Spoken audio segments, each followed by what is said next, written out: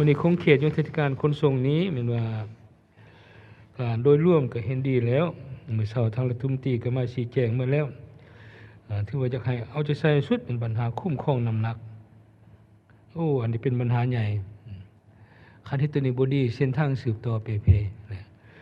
ฉะนั้นจะขอให้เข้มงวดตัวนี้นะทางกระทรวงเกี่ยวข้องทั้งหมด2มันว่าปัญหา BRT อยู่นครเวียงจันทน์นี่แหละ มื้อเช้านี้รัฐมนตรียทคก็มาอธิบายแล้วสิขอเจรจาคืนใหม่หมดกับผู้ให้ทื่นก็ยังแหละก็ส้มซวยแล้วเพราะว่าเฮาการ BRT มันบ่สอดคล้องปานใดครับสภาพความเป็นจริงของประเทศเฮาประชาชนเขาจุ่มเขาว่าหลายคันบ่แก้เฮาก็เสียบทเสียบาทต่อประชาชนได้อันนี้ขอให้กระทรวงเฮ็ดแท้ทำจริงตื้มอีกเป็นต้นมันว่าบ่อนสิไปก็บ่มีแต่ใบที่เบิดบุรมสิทธิ์ผู้อื่นแล่นก็บ่ได้สหบรรดาสหายเด้ ข้าพเจ้า มาสภาก็ได้ล่วงเกินเวทีไปเลยแหละฉะนั้นมันบ่แน่ต่อไปจักสิได้ไปหรือบ่นะวันนี้ให้รัฐบาลค้นคว้าเบิ่งคืนบรรดาด่านสากลภายในประเทศเนื่องจากมีหลายด่านที่ลาวกำหนดเป็นด่านสากลแต่ประเทศใกล้เคียงเพิ่นบ่กำหนดเป็นด่านสากลนะสิว่าแนวใดตัวนี้มันสิเสมอภาคกันบ่กำเกิงกันบ่ซึ่งในการประสานผู้พันบ่ทันโรงเรียนซึ่งรัฐบาลใส่ยกอันดับการบริการด่านสากลตื้มประเพณีตื้มและท้องถิ่นเป็นต้นด่านโครงรางของด่าน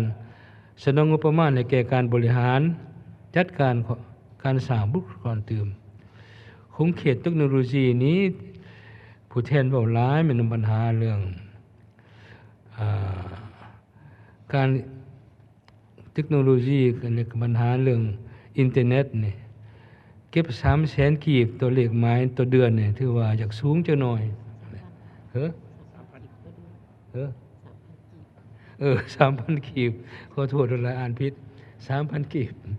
เขาอยากจมหลายในผ่านมาเห็นว่ายังมีทางเสียงจุมว่าจากสังคมประชาชนต่อการตัดเงินจำนวนดังกล่าวนั้นแต่ท่านกระทรวงเกี่ยวข้องนี่กฎกาเบิ่งสิปรับได้บ่หรือว่านั่นได้คอยเบิ่งอันที่2นี้อยากให้จัดสรรงบประมาณสุกยู่ส่งเสริมด้านกิจกรรมนำใช้เทคโนโลยีและนวัตกรรมใหม่ๆในเขาในทุกโครงเขตแรงงานเพื่อประกอบส่วนในการพัฒนาเศรษฐกิจดิจิทัลตามวิสัยทัศน์พัฒนาดิจิทัลแห่งชาติระยะ20 ปี 2021-2040 ยุทธศาสตร์พัฒนาเศรษฐกิจดิจิทัลแห่งชาติระยะ10 ปี 2021-2030 และแผนพัฒนาเศรษฐกิจดิจิทัลแห่งชาติระยะ5 ปี 2021-2025 ที่สภาแห่งชาติทำห้องแล้วต่อโครงเขตวัฒนธรรมสังคมนี้การปฏิบัติขาดหมายยังบ่บรรลุหลายขาดหมายที่สำคัญการแก้ไขปัญหาการปราการเรียนคุณภาพการศึกษาปัญหาขาดครูเฮ็ดให้มีการสอนห้องควบหลายในขั้นประถมส่วนรัฐบาลแก้ไขปัญหาการเรียนในโครงเขตศึกษาสาธารณะให้ได้ที่กำหนดไว้ 18% ของกฎหมายของ GDP ตามกฎหมายระบุไว้เสนอพัฒนาหลักสูตรการศึกษาสำหรับคนพิการเสนอสนองโควตาครูให้คะแนนศึกษาพร้อมทั้งพิจารณาโควตาครูอนุบาลโรงเรียนที่ยังขาดหลายเสนอมีการเพิ่มเงินเดือนสวัสดิการให้แก่ครูหลายขึ้น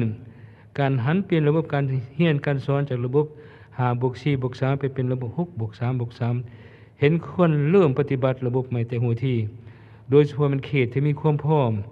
และส่งเสริมการเรียนสายวิชาชีพหลายขึ้นเรื่องงานสาธารณสุขนี้แม่นว่าการผู้ปินปัวสุขภาพยังเป็นบ่ทันเป็นที่พึงพอใจของประชาชนเถื่อเป็นต้นการสนองยาอุปกรณ์การแพทย์ยังมีปัญหาหลาย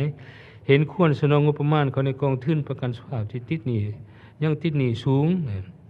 การแก้ไขเอาแพทย์อาสาเป็นพลากรเสนอรัฐบาลค้นคว้าการเก็บภาษีนำเข้าเครื่องดื่มที่มีธาตุเหล่านี้นอกจากนั้นข้าพเจ้าเองเสนอให้รัฐบาลค้นคว้าเบิ่งเฮามีโรงงานผลิตยาซึ่งก็บ่จะให้นำเข้าหลายยานี่แต่ยาลาวก็ยาดีเด้บ่แม่นธรรมดาเด้ปัจจุบันต้องการมีนโยบายภาษีอากรจักหน่อยเขาเจ้า เพราะเขาก็จมหลายได้เหมือนพวกรัฐมนตรีกระทรวงสาธารณสุขผู้ใหม่เพิ่นก็ว่าโอ้ยากหลายนี่เขาอยากยกนวัตกรรมสมรรถภาพการผลิตขึ้นบ่มี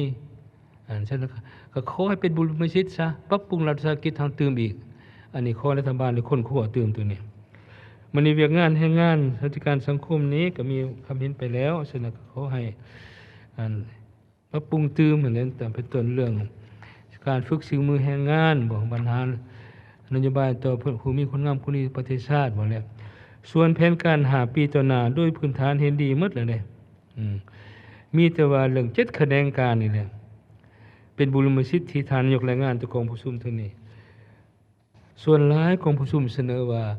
อย่าเอาคะแนนกสิกรรมขึ้นเป็นอันดับ1เพราะคะแนนกสิกรรมเป็นคะแนนพื้นฐาน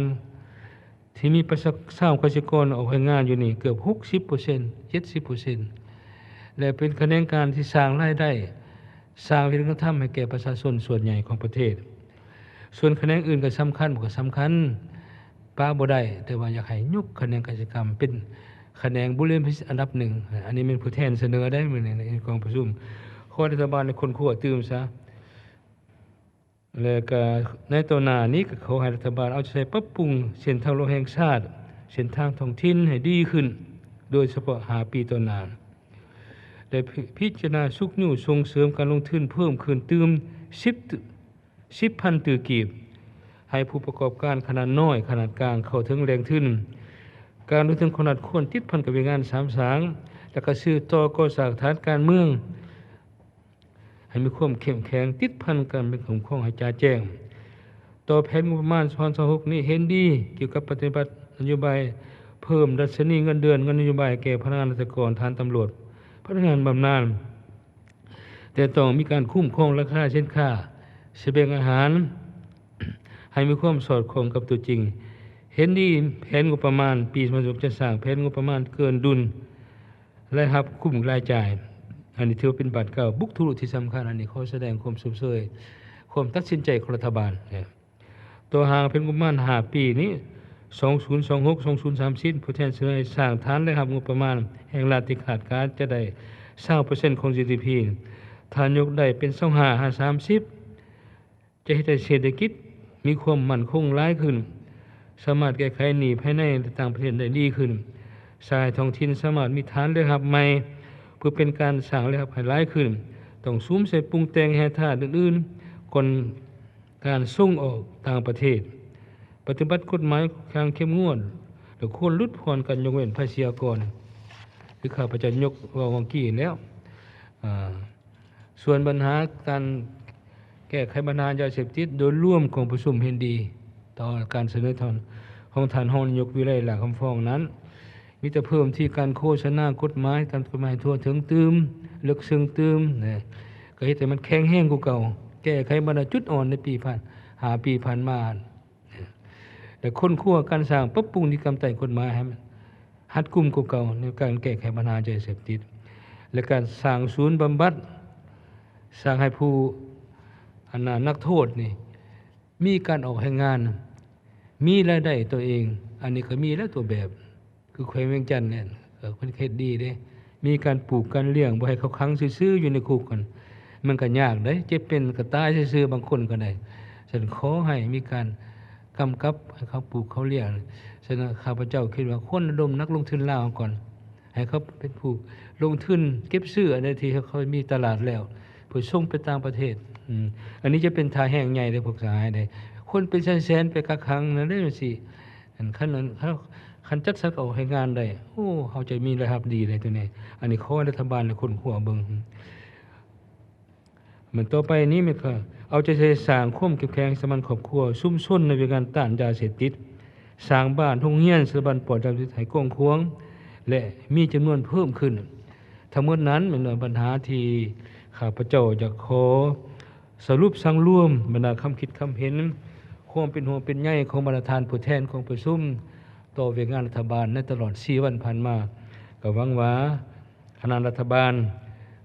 จะนำปัญหาดังกล่าวนี้ไปคุ้นคั่วพิจารณานับทางการและขอบใจตัวท่านนายกรัฐมนตรีตัวท่านรองนายกตัวบรรดาท่านรัฐมนตรีต่างๆแต่เสียสละเวลาอันมีค่า ขึ้นมาชี้แจงอธิบายให้แก่กองประชุมเทื่อนี้อย่างมีประโยชน์อย่างยิ่ง